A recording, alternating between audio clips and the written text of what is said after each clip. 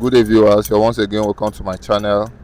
Finally, the Fulani'S has found a way of Islamizing the Biafrans, because currently in Ebonyi State, a very big mosque has been built, and so many Biafrans are worshipping at the mosque currently.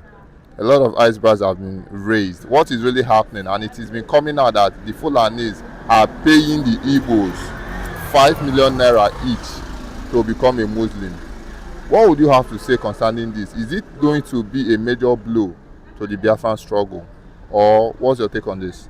My beloved brother, good evening, good morning, good afternoon, good night, wherever you are watching us from, depending your time zone. I remain one and the only that Biafran evangelist, and I will continue to speak. I will continue to voice my voice out, and I will continue to fight with my voice, because that is the only means I can air my own point and my own struggle. My beloved brother, yes, in Africa today, because the Fulani'S have seen it that they cannot pick up the fight against the Igbos. They cannot pick up the fight, and let me tell you, against us. So the strategy now is to Islamize, in a peaceful way, by using money.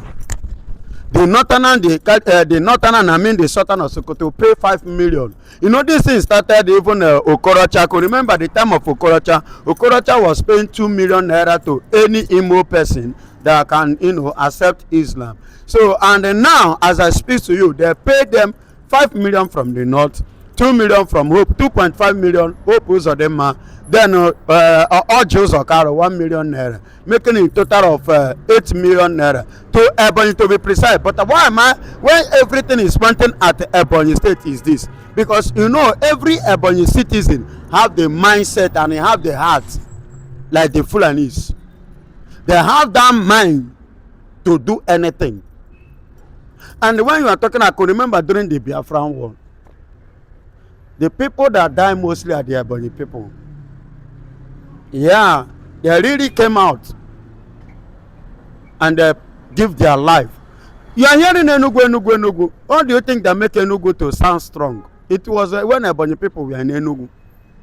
Yes, you can do your findings. And even in this IPOB of a thing, who are the people that even sacrifice themselves into IPOB? Who are the major victims? It was the Ebonyi people. So the Fulani'S have seen it that these people have the mind. They can face them. So the only strategy, the only way to break the strength of the IPOB, the Igbos, the Biafrans, to break their strength more, is to enter through these people by Islamizing them, not by war, but by a true economic hardship. Then we now invest on each. Do you know what it means? One person, currently situation of Bola Ahmed Tinubu wickedness government now, somebody come to give you a total package of 10 million naira for you to start up something, only for you to wear Jeremiah, to wear uniform and go to mosque. It's very easy, you understand, for you to accept to do that because of the money, and you run your business, because it never stop you from running your business. And they are coming in a very trickish way that they will tell you it will not even stop you. After going to mosque, you can still go to church, just like the Yaribas. And that is why you see Yaribas, they go to church, they go to mosque, then go to Babalawo. So it doesn't stop them for anything. So they can easily do. But I'm telling you this, many of them today are regretting it. Because even that biggest mosque in Nigeria now that is in Africa, to be precise, in Ebonyi State, those people now are regretting it, because they are picking up a fight against them now, because this is ideology of the Fulani, to enter and to penetrate. And that is why they now see the killing that is going on now in Enugu. Who are the people that can stand now and say no, that those killings will not stand, will not continue again? Where is the Enugu people? Where are their youth? Nothing. The people that could have picked up that fight, because I could remember in Ebonyi State, I could remember when I was young, back in the days when we pick up fight. There is a place they call Ogba in Abakaliki, to be precise. Then I was in GTC, Government Technical College. Are you getting it? Yeah. We pick up the fight against the outside. They saw it that of a truth to the Fulani'S there. The Hausa, because all of them, we used to call them Hausa. So all of them saw what happened. And there is a particular place again in the same Ebonyi state, that this is there for my them side, that side. When they pick up, they came up with their rubbish. They saw it, we gave it to them. So when they now discover that this kind of people, they are not people to toy with or thing. So they use chameleon means to penetrate, so that it will not be, having that crashes with them again. That was how they calmed that side today. But today they are having a little bit with those Igbos which they have convinced. They are having issues because of this. Are you hearing me? So, and that's just what is on the ground now. Okay, Biafran Evangelist, you've said it. There is a question I would like to ask, because I know my viewers will be interested in hearing this too. A Biafran agitator was also crying and shedding tears about how the Eastern governors are being so wicked and callous concerning the Biafran struggle. Because now you're saying that the biggest mosque has been built in Afikpo. Will you say that the governor himself, in person of Umai, does not have a part to play in this? And now bringing me to the question about the lady asked, that what exactly is the Eastern governors doing concerning the fight and struggle of Biafra? And now you're talking about the Ebonyi State governor. No, is he aware of this, or do you think he has a part to play in this? The governor, the Ebonyi State governor is a partaker of what is going on, because why did I say so? Many governors you are talking that you are seeing, based on what you say, and the young man that cried, crying that the governors are not playing their major role. From the southeast, they are not playing the role which they're supposed to play. The reason is this: those governors have never been the choice of the people.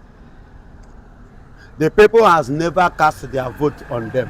Okay, they were put there. Yeah, they were just fixed there by the Fulani'S. By the Fulani'S. So there were governors planted, people planted, seed planted, sowed in the eastern region. So they are not representing the people, they are representing their master, which are the Fulani'S. And before getting to that position, there was an agreement which both reached, I mean the Fulani'S and those Igbo governor Fulani'S. They reached an agreement. So, and that agreement is what they are fulfilling, paying back, giving in return to their master, the Fulani'S. Because the people have never, it's just like what Bola Ahmed Tinubu is doing. He wants to fulfill the mandate of who? The late Muhammadu Buhari in the life of Mazen Nnamdi Kanu by sentencing him to life imprisonment. You get the point now? So that is why you see those governors not doing what they're supposed to do. Neither are they in support, because of the vow that they enter, because of what they promise that the government, including the British, has promised them. So, and it was a very huge promise, offer. So they cannot, it's difficult for them to turn it down. That was why they are finding it difficult to settle with the Mazen Nnamdi Kanu, because they believe, being an Igbo man, as they usually say, Igbos love money. Like Simon Ekpan, they say Igbos like money. But when they gave offer to Simon Ekpan, he rejected it. They came up with the offer to Mazen Nnamdi Kanu, even till as we speak, so he still rejected it, saying Biafra or nothing. Do you understand? You see why they are picking anger against them, and it's one of the reasons, because they tried to bribe Simon Ekpan for him not to carry out that the declaration of Biafra, which he turned down. You see the reason why they tag him a terrorist, and they will continue to call him that. So that's just the fact. But if they accept now to surrender, you will see it that the same people they call terrorists are the people that will be singing their praises, that will start to sing their praises.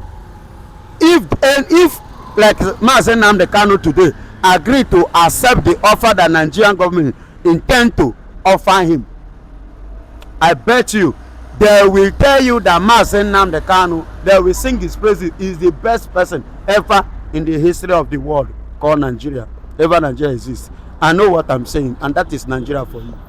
But because he's not ready to trade with his integrity, to trade with his faith, to trade with what he has against his conscience, to trade with what he has vowed to give to his people. He doesn't want to trade with the promise and the confidence of the Biafrans. He doesn't want to trade with their life. That's why he maintained his stand that nothing except Biafra. So finally, Biafran evangelist, what would you have to say is the major problem? Why, with what you said, why the Eastern governors are not solidly behind their brother Nnamdi Kanu? To wrap it up. Why they are not solidly behind him is because, number one, Mazen Nnamdi Kanu, they are seeing him as a threat, in the sense that is the person that speaks now that you see the whole Igbos, including children, both old and young, listens to him. Anything he say, they believe it. They're seeing him as a threat. Yes, so they are seeing him as a threat, that the people are no longer respecting them being governors. People don't take their word. Rather, they prefer what Onyendu say than what that our governors say. You understand? So the respect that they are expecting from the people, they are not getting it. You get it? So the command that they want to get from the people, they are not. Rather, those command and those respect and the honor and everything, the attribute goes to Mazen Nnamdi Kanu instead of them. You see why they are not, in support of his freedom, because they see him as a threat to their government. But you can see evidence. Biri of Bayelsa, which Bola Ahmed Tinubu traveled to go and commission the power plant that the man built. How many years has the man spent in office? The same time with the Bola Ahmed Tinubu. I want you to mention one thing that Nigeria will commission and be happy under Bola Ahmed Tinubu as a president. Mention one thing. Mention one. Just give me one. See, my brother, the UN is coming to do the needful. Probably now their eye don't clear. Because what Nigeria is doing or says with regard to Biafra, what the British has painted us before the face of the world. You understand? And they made the world to believe what they have said. But now they are seeing that what they said about us is not what we are. You get the point now? What they said about Biafra is not what they are seeing in those people. We have so many Biafrans in London doing well. They are not constituting nuisance. Go to Germany, they are doing perfectly well. They are not constituting nuisance. Go to France, go to Russia, even Ukraine, where there is serious war. Even in Iran, go there and see them. They are not constituting nuisance. Go to America, even as I speak to you. One of the American naval captain, chief, or overall, is an Igbo man, a Biafran man. Today, if they are constituting nuisance, will they be given such opportunity, such position, critical position, sensitive position? I'm talking about United States of America. You understand? So that means what Nigeria called us is not what we are. That is why the UN are coming now to do the needful by recognizing us, giving us what we actually deserve. Because we are better than the people that are ruling us. Yes, Biafra, every Igbo man is 100% better than the Nigeria that is ruling us, whether Yoruba or Hausa. Yes. Take a look at Nigeria. How many states do we have in Nigeria? We have 36 states plus the FCT, making it 37. Please, starting from that 37 to 1, I mean the FCT, Federal Republic of Nigeria, Abuja, go and start from there down to the list. Who are the people that bring development in those states? Out of 100, 70 were the Igbo's contribution. From the local interior village to township, go and check every state. If you want to bet me, come and let's bet. And let's take a look. I don't want to go far. Let's start from Lagos to here. Lagos. Go and check how far. Let's corner to Ogun State. Let's go to Ibadan. Let's go to Benin. Are you getting me? Let's go to even that Bayelsa, Asaba, Edo. Ekiti? Is it not you want to talk about? Is it Kaduna? Is it Sokoto? Is it that Zamfara? Or the same Bono? Or Plateau you want to talk about? Or Benue? Or Kogi? Name them, mention one that you say you will go. That the development there, Igbo did not contribute up to 70%. Mention one. Starting from their interior village to town, to urban side. So, my beloved brother, we need to leave this country called Nigeria. Let Nigeria stay. Let us go. So that we go and put that which we have here in our place. Imagine Innocent Moto.